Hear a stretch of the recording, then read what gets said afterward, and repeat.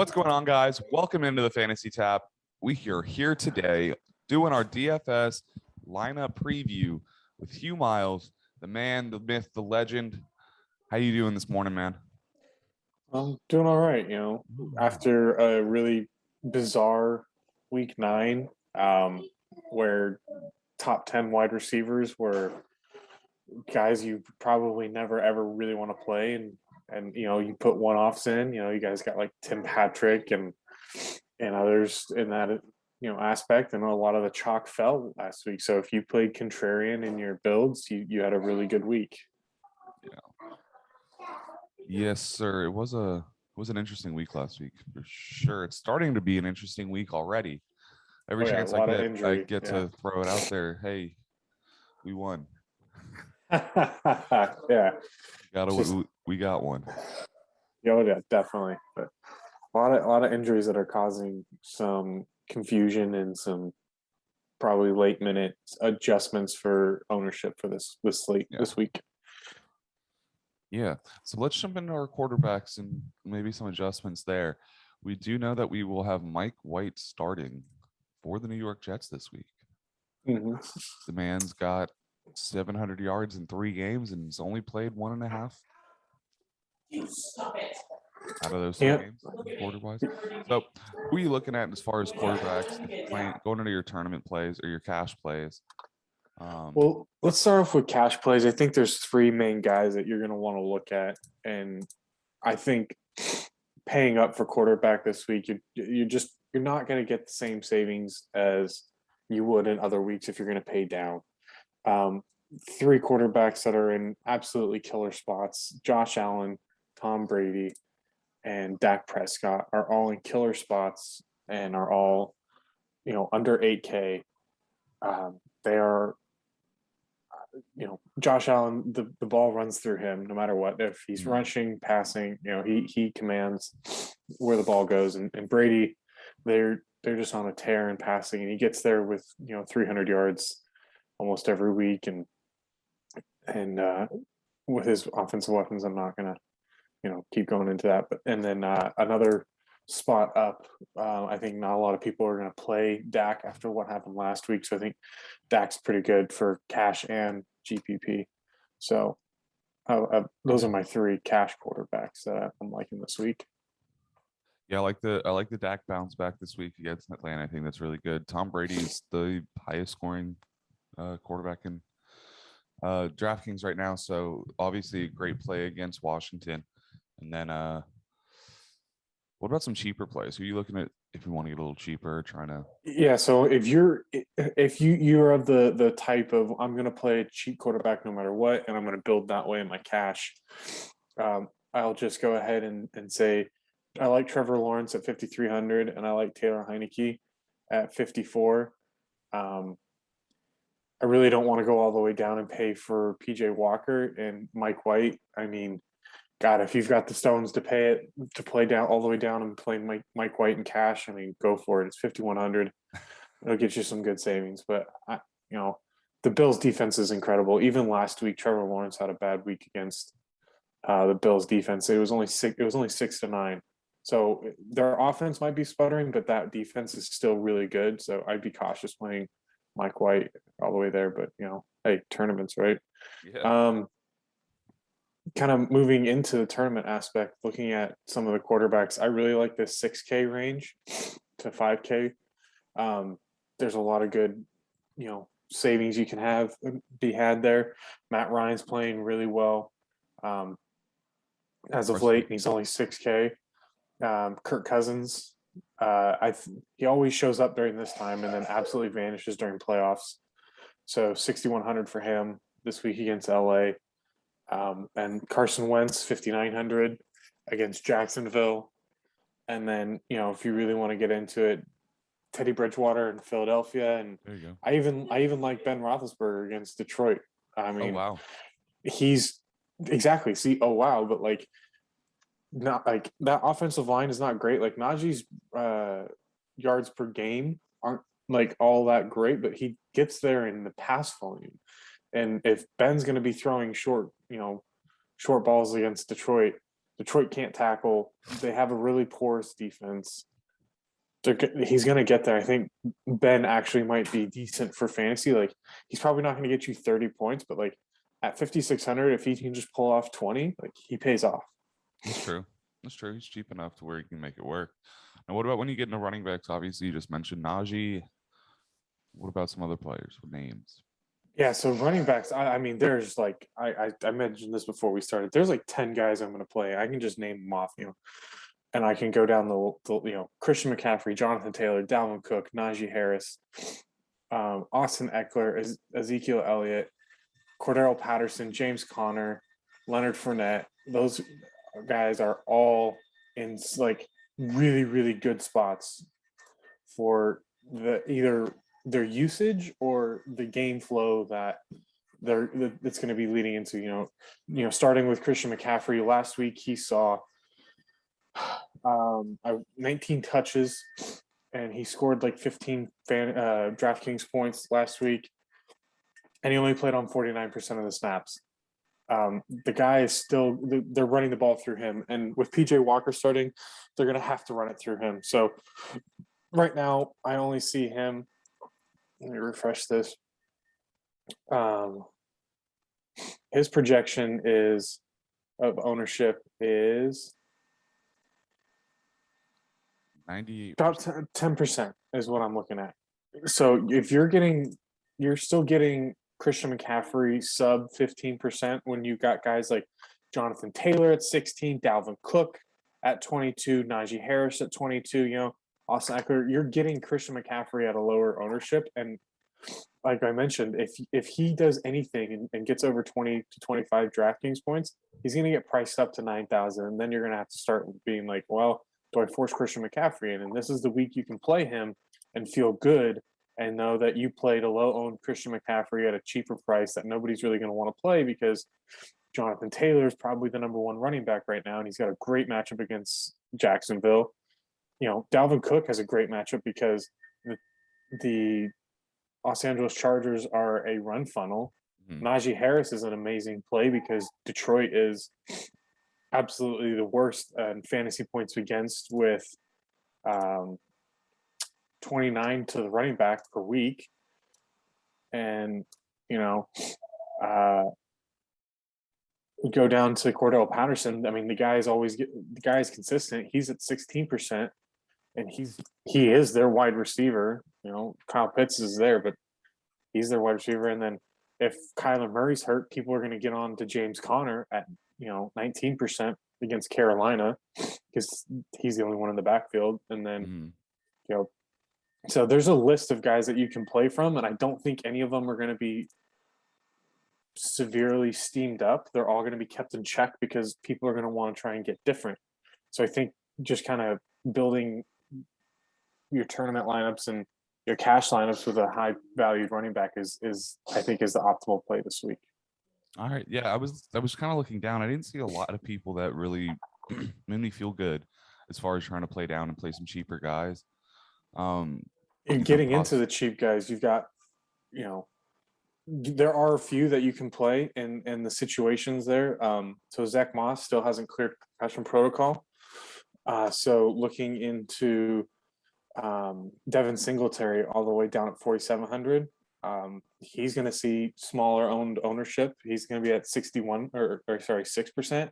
Dearness Johnson is at 4,700, and he's going to see maybe 50% of like ownership. So if you're in tournaments and you want to get away from the chalk and Dearness Johnson, maybe you can play Devin Singletary at the same price and get away from that. Also a little bit cheaper, Mark Ingram at 4,500, 34% ownership with Alvin Kamara being ruled out. Brandon Bolden, 4,400. He's only carrying 4% projected ownership right now against Cleveland with that situation going on with that backfield. So there's some guys that you can pay down for, but I mean, I think I'd rather pay down at wide receiver and just have some 3 stud running backs for this week. There's just so many guys that are in better, spots. I think I'd rather own those guys at a lower ownership than these guys that are, super cheap that are going to carry massive amounts of ownership. So All right. So what cheap wide receivers are we pairing together with them? So some cheap wide receivers that I'm really liking this week. Um, Jacoby Myers at 4,800. Cleveland is just, they have not been a good secondary, and I still think Jacoby Myers is a fine play. Russell Gage at 5,000 against Dallas, pretty good play. Jarvis Landry, 5,200, good play. Jerry Judy, 5,300, he's a good play. And then kind of going even a little bit further down, you can get weird with Tajay Sharp at 3,900. One that I really like that might get some ownership, James Washington, just because Chase Claypool's out of the lineup and we saw him get some use last week in that game.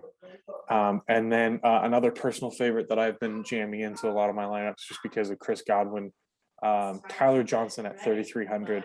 So I think I would, and he's only going to carry like 9%. So I'd rather have these guys that are going to be super low owned, that are cheaper, and get away from that chalk that way with those cheap running backs. Yeah, absolutely. How are you feeling about Olamide Zacchaeus? I think this game for Atlanta is going to be, the three cups. Where's the ball? Is it going to be Russell Gage? Is it going to be Olamide Zacchaeus, or is it going to be Tajay Sharp? Yeah, I don't know. Matt Ryan's probably just going to go where he feels like with the ball. I mean, Kyle Pitts is still there, and he's going to demand, probably the top target share, and so is Cordero. So I think whoever just gets schemed open, or not necessarily schemed open, but whoever just finds himself open throughout the day is just going to be consistently for Ryan, and he'll just pick on him. So it's kind of one of those pull a name out of the hat. What about some of the guys that are this is questionable? DeAndre Hopkins still questionable. I just saw them. Oh, guys like the Jacksonville Jaguars before. We've brought up Jamal Agnew before. You've brought up, or I like Laviska Shenault a lot. Marvin Jones has been quiet this middle to back half of the season so far. If you're playing Trevor Lawrence, which one of the receivers are you pairing with him? If I'm going to play Trevor Lawrence, I like Dan Arnold and Jamal Agnew. This wouldn't be surprising though if this week is one of those weeks where Marvin Jones, you're just kind of like, he hasn't done it for me in the past, and so I'm just going to sit him. And this week he rolls out and throws a 20 plus point game on you, because he's known to do that when everybody kind of just like, oh well, he's done, and he just shows up randomly, and you're like, well, okay, so Marvin Jones is still good. So if you want to pay up, I think Marvin is your option, but I think Agnew and Dan Arnold are your two plays if you're going to play with Lawrence. All right, so bringing up Dan Arnold, just over to the tight end. Dan Arnold sitting at 3,500 compared to his counterpart Kyle Pitts at 5,800. When I say counterpart, I'm just talking about the man that's at the highest end of the tight end boards. But the tight ends in general are all very, very affordable this week. There's no one that really separates themselves. I think you're going to have to look at matchup space. I don't really want to pay up for Pitts. Hawkinson, we just saw the Bears tight ends do really well against Pittsburgh. So if I'm going to pay up, I like Hawkinson, really. Schultz kind of offers a good option there, and Goddard. You can write a narrative for Zach Ertz that if Hopkins is out, he might see a couple more targets his way. Dawson Knox comes back. I personally think that Buffalo has been missing Knox, and they've been running more wide receiver sets instead of two tight end sets, what they've been running when Knox was in. So I like that one. If Albert O's out, Noah Fant becomes interesting at 4,300. So there's a lot of guys that I don't think the tight ends are going to get steamed, other than Freiermuth, because he just ended up on the national stage. The three names that'll probably get steamed are Freiermuth, Seals Jones, and Dan Arnold, because they're so cheap that they're seeing so much volume. Mhm. So, another name would be Jared Cook down at 32. He can always pop off for a game, but I Kind of I think scares me a little bit. Jordan Howard. If Chris Godwin is going to be limited, I like Jordan. Sorry, not Jordan. OJ Howard. Okay. At 2,700, he's only going to carry about 8% ownership, so he's cheaper than the guys that are going to carry more ownership, and all you're going to hope for is 20 yards and a touchdown, and he pays off at 2,700. Sorry. What about the defenses? What about defenses? What about defenses? Last week you made a good call. The week before that, I think you made another one with the Saints. Who are we doing it this week? I think this week I like paying up for a couple of my defenses to get different. I'm just going to go out there right off the bat. Let's just get this out of the way. I also like the Jets at 2,000, the worst defense in the league. However, with the woes that the Buffalo Bills have been having, if you're in a tournament and you really want to get different, then you really want to, separate yourself from the field. I think playing the Jets is a fine play at $2,000 against Buffalo. If Josh Allen and their offense is still having trouble moving the ball, the Jets are a good way to do that. And really a lot of savings, but kind of moving up, everybody's going to play the Titans in the middle range if they fall on that, just because of what they did in national television. So I think you can kind of get around that, and by paying up. Bills are in a great spot. Cardinals, I really like it for PJ Walker's sake. If the Cardinals get up, they're going to have to throw, and maybe not necessarily to Christian McCaffrey. That PJ Walker's going to get. There's going to be sacks, strip sack, maybe a fumble, and such. And I don't know if they're going to get some interceptions, but definitely sacks. Colts, that offensive line is not very good in Jacksonville, and the Colts are having very good defensive line. But the one that I'm interested in is kind of a little bit further down. The Eagles against Denver. Denver has 3 starting offensive linemen out for this game. So that's the best offensive lines versus defensive line matchup in favor of the defense this week. So if you're looking, you can get away, and nobody's going to play them because the Titans are right next to them at 2,600. So you can get off of the Titans and play the Eagles for $100 more and have less ownership. Okay. So wait, you said the Eagles offensive linemen are missing, or Denver. Denver's okay. offensive linemen are starting linemen are missing. All right, dang. Yeah, I was a little hesitant on most of these defenses this week. The only cheap one that stuck out to me was Jacksonville, especially after how they just slowed the Bills down. They're able to do it against Indianapolis and get force some more turnovers, but it's not something I wouldn't roll the dice and expect it to be that way. So, yeah. All right. The only other thing that I would just kind of like, there's some guys that are up here and then in the upper tier for wide receivers. I think in cash, you're going to probably want to slam. If Aaron Rodgers is in, you're going to want to slam Devontae Adams in there. He's only 7,900. He should be 8K all the time, but they price him below 8K, so I like that. Terry McLaurin's probably not going to see a lot of ownership this week. Justin Jefferson got some buzz saying we need to get him more targets. Keenan Allen's probably going to get really steamed up because of what's going on with Mike Evans. Yeah. Deontay Johnson's probably going to get steamed up with Claypool out. And then Tyler Lockett is another one. It's like 10%, like 6,500. But the one I'm really interested in is down here in these 6,500 and lower guys. I really like Pittman at 6,300. Like he's just been on fire. NBA Jam rules. He's on fire, and he's playing against Jacksonville. And then if Hopkins is out, I really like Christian Kirk again in this spot at 5,500. And then Jerry Jeudy down here. I really like Jerry Jeudy this week. I think he is the number one. I think he's gonna have a breakout game for this year. He had double-digit fantasy points and coming back off the injury. So I really like Judy against the Eagles here at 5,300. Right. Why don't we do this? Why don't we help people a little bit, build them a beautiful lineup with some of your favorite starts, your favorite plays, and actually submit it this time because I never went back and submitted it last week and we killed it. So let's go with this. Let's start off with a quarterback. 5,500 average, 50,000 remaining. Where are we starting our masterful lineup? Let's see here. Let's go.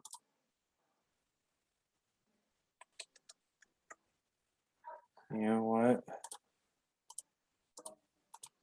What are the Colts? Pittman, Carson Wentz.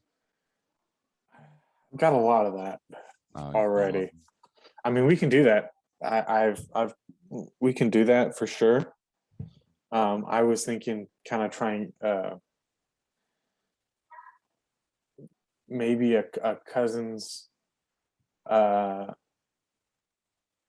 Jefferson. I was thinking more of a Cousins Dalvin Cook. Okay.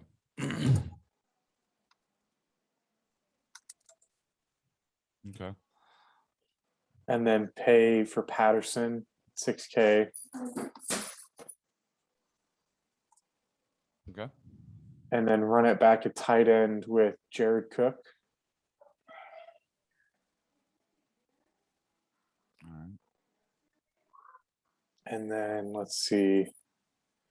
Let's pull in on the flex. Let's try and jam in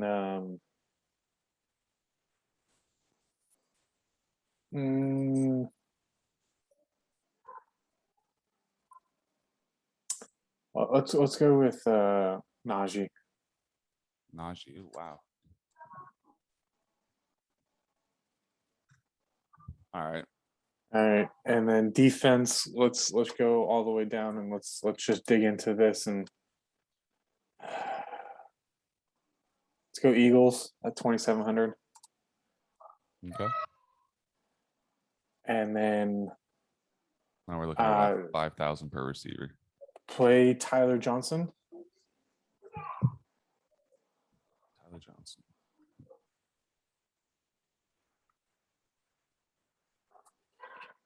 And then I'm liking let's see here. 6K for wide receiver. We could pay for like a $5,000 wide receiver and then get up at that point and try and get oh, there you go. Let's play Mike Evans. Mike Evans. Okay. Yeah. And it leaves us Judy. Is that right? Yeah, and there you go. We'll play Judy. All right. And it all just comes together. Just, joins in nicely. Actually answer with a real dollar this time. Submit this baby right in there. And we are good to go. All right, guys. Thank you so much for joining in. Make sure to follow this lineup tomorrow and see how we do. Thank you for joining us for this beautiful DFS episode. And as always, Hugh, thank you for joining me and making this possible, making this happen, and helping these people win some money. That's what we're here for, right? Absolutely. All right, everyone. Enjoy the rest of your day. Make sure to like, follow, and subscribe to the YouTube channel. Join that Discord that's going to be linked in the description down below. And then if you guys want to be available tomorrow, we will be doing a live stream from 12 to 1 o'clock Eastern, right before kickoff, helping you with your lineups and just doing some entertaining dancing and smiling and hand waving, jazz fan, whatever it takes. All right, guys. Thank you again.